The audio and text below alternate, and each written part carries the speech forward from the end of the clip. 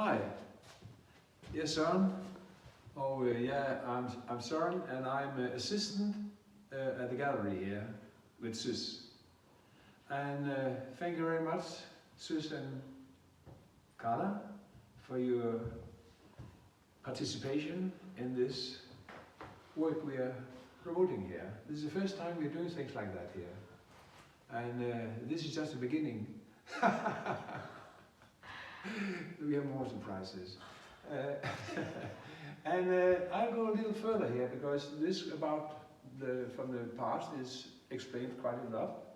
And so I like to go into the footsteps of Carla. She's made those tremendous experiences which nobody saw before her. Now, what about the colors? We here have the white, and the white is purification and purified, and maybe also death. The skull is white. And what we see, that Carla has been very much focusing on the eyes of the horses, and the horses, of course, the fundamental energy, the fundamental energy, the elementary beings, which is present there. And then Ari is making a presentation of the white and the hair, and here we have the red, and red is blood. It's a radiating colors, you know. And here we have the green, which is a mixture of blue and yellow. And we can find references to those in the Bible, and there is called the yellow horse, the dirty yellow horse. So maybe the green is connected with that. If you see at the figure here, then I see here there's this layer and there's a second level. And the first level is, as I said, about the elementary forces. And the next layer we see the soul life, the human soul's reaction to what is going on here in the elementary world. And we see here a person without face. So we can say, when we go into traumatic ideas that Carla was talking about here, that is a person who is faceless. He's dead, in a way. He's dead. He's dead of shock, you know, premature, dead of shock. But there's another explanation added to that, because when you're dead, you transcend, as dead do not exist, as such. So faceless means that he is transcended. Well, Steiner is talking about that in his interpretation of the vision of John, into the higher level, that his intellect has been purified. So that is the higher meaning of this. You can also say it's an egoless person. Does there exist human beings on this earth without any I am consciousness? Yes. Sorry, there is. But that is not the case here. It is the transcendent of his intellect into a higher world through this shock. Go up like this. So, and then we go to the, as Carla described it very clearly here about, I cannot do very much to say what she said about the red one. And it's looking backward, you know, behind. It's sort of like say, you want to get rid of something, you know, you see his gesture like, fuck, what's going on, you know. I want to get rid of it, you know. Right. And, but he, again, as Carla, she told me that he's not giving up the fight. He's not giving up the fight, you know. He's not surrendering. He's fighting through sadness and sorrow. And the war, death, the war, the sadness of the third here, the collective state of mind, the human beings are sad with war, like in Ukraine now. In Eastern Europe, it's sad. It becomes sadness because of this war shit. Sorry, my word.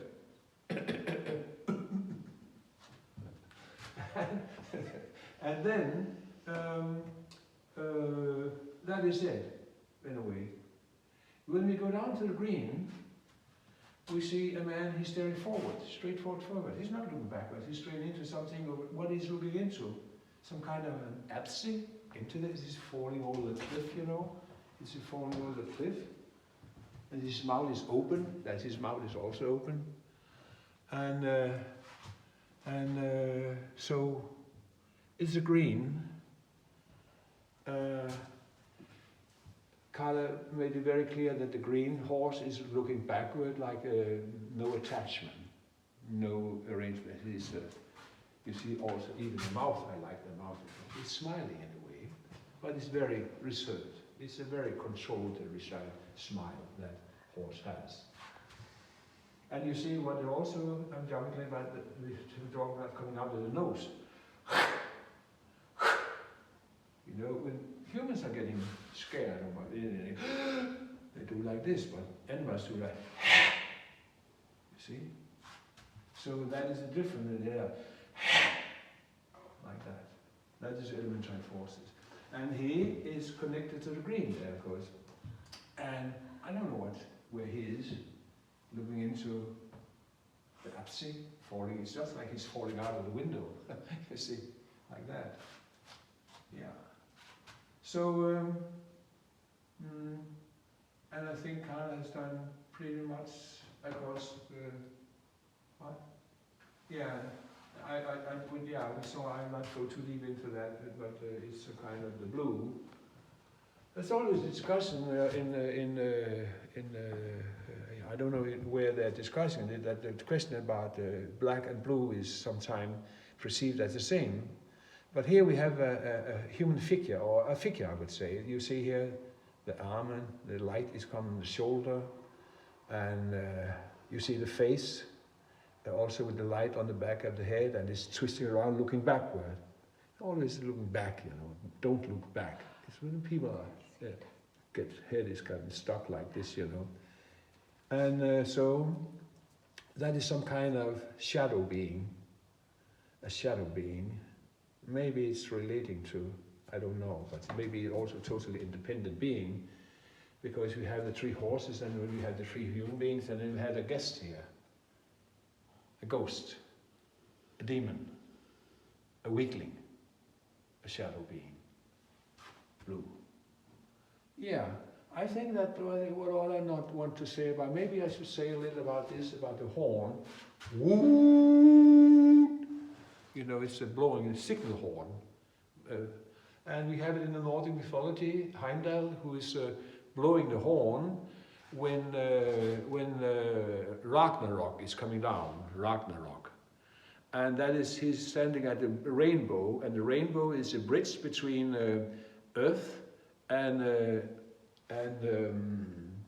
Valhalla. And when the war is coming, he's blowing the horn. And that is an ancient system from the Nordic mythology, and his name was Heimdall, and he's blowing that horn to warn about that now the world is falling apart. The end of Valhalla is coming, and that the rainbow bridge is broken. And the rainbow bridge was called Bifrost. Frost means frozen, frozen. So this rainbow bridge was made of frozen crystal ice, you know. Bifrost, frost means cold ice.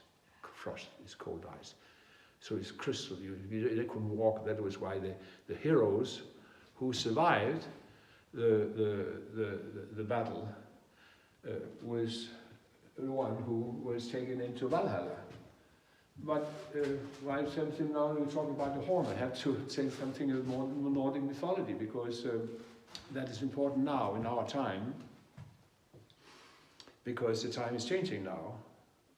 And the time spirit was before Mikael, but now the time spirit is, he's into the archive, a time spirit. And so there was a replacement now, it's called Vidar. And Vidar was one of the gods who survived the Ragnarok, this war, and all this chaos here, all this chaos.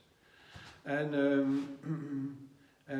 I'll not go too deep into the Nordic mythology here, but it is important to see that we have these stories in the north, and that now, to let us get free of all this, we need a new inspiration and a new time spirit. And now we see it again here with the corona crisis and with now the war in, the things are falling apart.